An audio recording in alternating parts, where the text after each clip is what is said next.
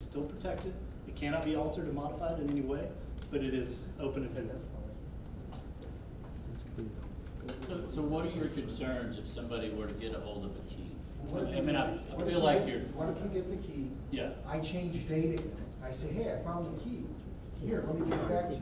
Well, I think It won't so go you back. think as soon as you change anything, It won't go back. it corrupts the file then at that point, is that? So you can just view it. Absolutely. You can only view it. If you start to change anything, it's that little glass file that breaks and destroys the whole thing. Correct.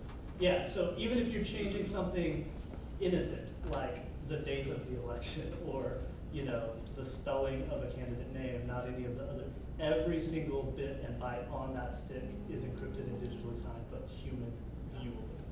So it's a way for us to be able to say, you do not have to trust us and our tabulation software. Here's the data. If you want to mine that data and use it to say, this is the results that I got, this is the results that came out of the certified tabulated system, they will match. It's a way to independently audit the results of the election. But yes, anything that you change, you pick it up, absolutely it needs to be secure. You can't put that into your computer and just say, plus 1,000 votes, and then into the system. It will not accept that stick at that point. So I think that's a great idea. Yeah. I like the transparency. And that was our design goal, the response there. Is to, Do you know how many other vendor, does anybody else do this? I don't know, I think, obviously we've had, ES&S for, lots of years at this point. We're not used to hearing anything quite as, right. And this was a new step for us. Yeah. We wanted to respond to, like I said, again, the criticisms that are out there. And basically you can tell anyone who is doubting your system and the tabulation that you're going, here it is. You may use it. It's, of course, votes are never tied to a voter because that link is broken, so we never know that a cast vote record is assigned to a specific person. Even the cast vote records, we've basically stomped on the time date stamp. So you wouldn't even be able to say, I know Lawrence was the first person in the polling place, so maybe I could assume the first cast vote record on the drive is his vote. It's not. They're all randomized and they don't have a time date stamp on them as well. So does anyone do this? Anybody else at least certified in Ohio or any other election system out there? I can't speak for the other vendors, but not that I'm aware of. Brian, what if we did that with ES&S's memory stick? What would we see? You can't look at the file. You can't even see the files once You can't, it won't even. So what are the steps? So somebody takes it out, they look at their read-only file, they change something, that stick's no good anymore. Do they have to go back to that scanner and reload the results off of there? And then there's another option of looking at every single image of the ballot. What's the Great question. Obviously, if somebody messes with the stick, we can't just say, well, those votes are bad. We got to tabulate them. So the memory on the device is still intact. Remember, it's stored on the device itself. So it's essentially an exact copy of what's on the V drive and what's on the internal memory of the device. And then, of course, the paper ballot. You could just count the paper ballots. You could rescan them. But the easiest way to do it is to take a fresh, clean V drive for this election, and we plug it in, and the system says, you've inserted a V drive that matches the election that is currently loaded. Do you want to create a recovery drive? And then you need an administrator passcode to create that recovery drive. And that recovery drive then is what is taken for tabulation at that point. Now, let's say it was an instance where nobody messed with the V drive, nobody altered anything or changed anything, but it was just actually lost. The system is smart enough to know that if I lost one, excuse me, and then created a recovery, but then found the original, it won't take them both. It knows. Right, I'm just going through the steps. Nothing, of course, happens like lost sticks around here, but if it did, how long it would take to come up with a new one. Yeah. I mean, at that point, you've got 3 methods, and you've got to figure out what's the most efficient. If the device was, in the warehouse at that point, and it was easier to just rescan the paper ballots, maybe that's the fastest method. You've got multiple options there. Great. Yeah. So it's triple redundancy on the data. Yes, sir. All of it's secured in all 3 locations. Yes, sir. When you scan the ballot, does it save the image right then? It saves the image right then. Yes. What's about that process? Couple seconds? Yes. 3 minutes? No, multi-page ballot? no, not a couple seconds. We see about a half-second increase in the processing time if you turn on save printers. Thank you. Okay. Any questions over here? Oh, yes, sorry. How do people recognize like how quickly is it gonna bounce back out? Is it still the 4 seconds or is it longer? Yeah, and if you mark one, come up and test that out. Anything else? Yes. How do you recognize on this and record a provisional ballot with the codes? So provisional ballots, we can set up a provisional ballot style, basically, that you could have at every polling location, and we can make it where that would not be scannable. But generally, we can also just, have the voter vote provisionally, put it in a provisional ballot, some sort of envelope or something. I don't know your exact procedure, but keep it separated until you've done the research of if you're going to count that vote or not. Did that answer your question? Partly. Partly. See, part of it is provisionals don't make the envelope and they get accidentally scanned. So how do you have a fail-safe to keep it from going through the scanner? We can make a provisional style, yeah, essentially. It's a little more work on the front end, but you're guaranteeing that those ballots would not be scanned.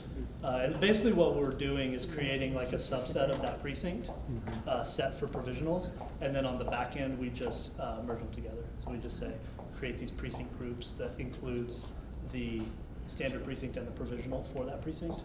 And if you got any provisional votes in that precinct, you could scan them, in-house through a regular scanner or through a high-speed scanner, and those results would go in seamlessly. But yeah, that's an option that you can say, I want to do, like I said, a little bit of that extra work up front to ensure that somebody who got the paper provisional didn't just, whether on purpose or inadvertently, just because they saw everybody else putting the ballot through, scan the provisional ballot. Yes. So when we scanned my ballot, it picked up on my little mark. Yes.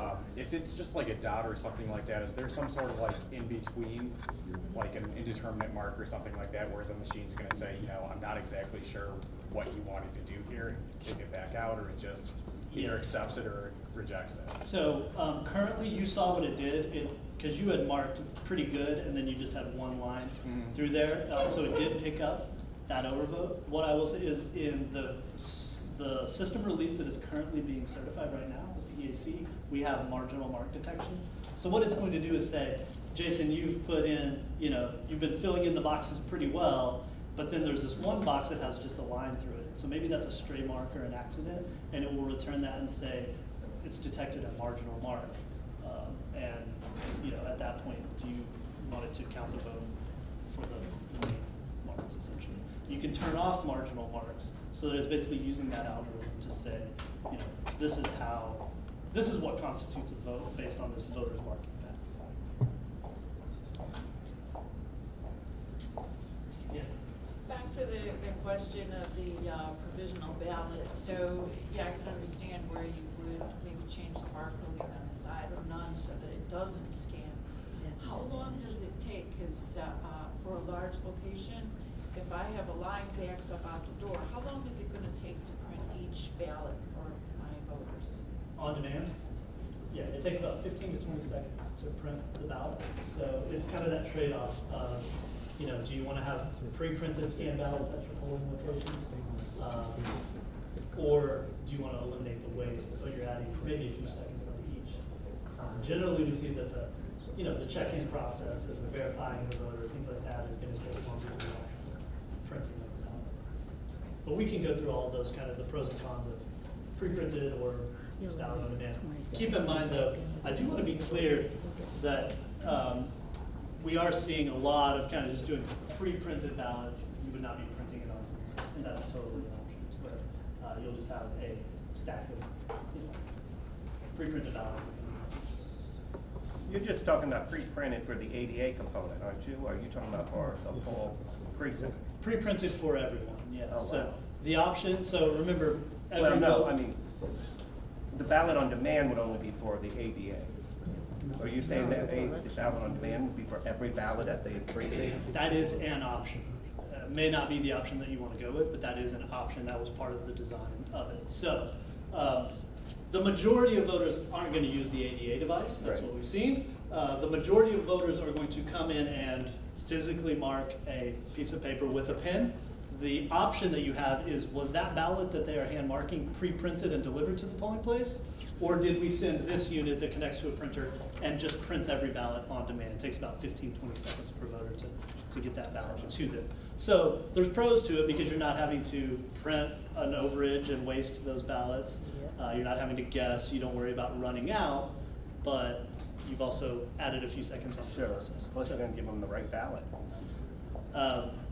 yeah, so we have an automated way that you can do that. So if your poll book produces a barcode with their precinct or ballot style in it, Okay. we can scan that and it'll automatically print the correct ballot style to eliminate the potential for human. Gotcha. Yeah. So our assumption, Pat, is that you guys will be pre-printing ballots. We know that's how you're doing it now, but we do want to show you the ballot on demand option shortly, just to kind of put in your head that that is an option out there. Well, I like that option, at least Yeah. for discussion purposes in terms of in-person voting, you know, Correct. doing early voting. And that's another thing we'll talk about for sure as we go a little bit further. Is the ballot on demand for It's in-person. It's a really great device for that in-person voting because you've got every ballot style. You don't want to have to go thumbing through or, you know, to get the right one. You can just hit it with the barcode and the proper ballot style prints out for that voter. So how long is the battery life? If the location uses power, how long can the scanner function without electricity? Minimum of 2 hours per federal standards, yeah. So our battery, and this is a good question, this is a differentiator, I think. We use a